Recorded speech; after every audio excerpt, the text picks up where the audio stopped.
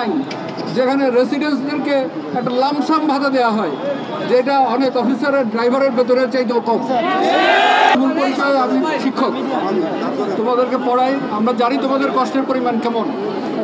শুরু থেকে এই বিশ্ববিদ্যালয়ের আমি প্রো ভাইস চ্যান্সেলর একাডেমিক থাকার কারণে এগুলোর সাথে আমরা জড়িত ছিলাম। তোমরা মাঠে ছিল বলে আমরা কিছু জায়গা পেয়েছি, এটাও ঠিক।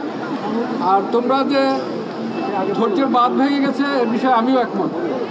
আমাদের ডাক্তারদের সকল আন্দোলন, সকল দাবি অনেক কষ্ট করে উদ্ধার করতে হয়। আজকে তোমাদের এখানে এসে আমার মনে হচ্ছে যে এরশাদ বিরোধী আন্দোলনে ডাক্তাররাই সর্বোচ্চ ভূমিকা রেখেছিল।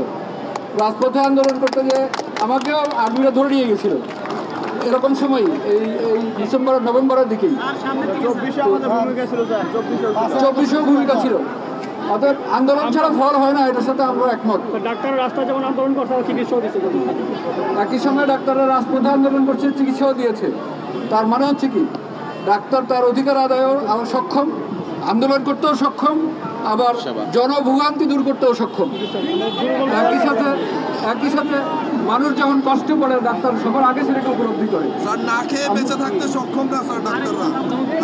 এটা ঠিকই বলেছো। আমরা জানি আমরা এ কথাও পর্যন্ত বলেছি, পৃথিবীর একটা দেশ নাই যেখানে রেসিডেন্টসদেরকে একটা লামসাম ভাতা দেওয়া হয়, যেটা অনেক অফিসারের ড্রাইভারের বেতনের চাইতেও কম।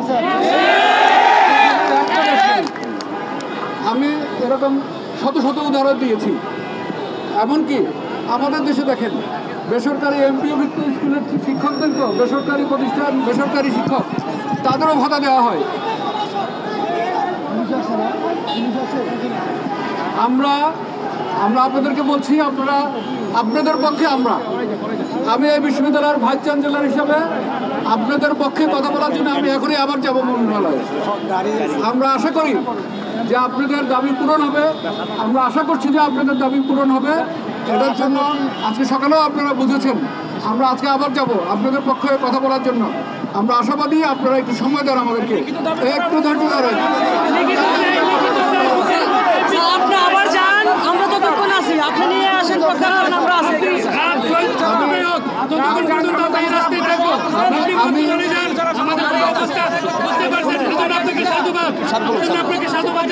আমরা আপনাদের পক্ষে আবার যাব, আপনারা গিয়েছেন, আমরাও যাবো, আমরাও যে কথা বলবো।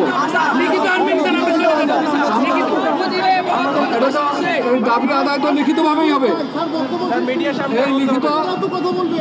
এই লিখিত দাবি আদায় করার জন্য, সেটার জন্যই তো যাচ্ছি আমরা। একটু সময় দেন আপনারা, যেটা অফিসিয়াল প্রসিডিউর, সেটার জন্য একটু সময় দেন। আমরা কথা বলছি, একটু আগে কথা বলছি, আবার যাব। আমরা আশাবাদী যে আপনাদের দাবি আদায় হবে।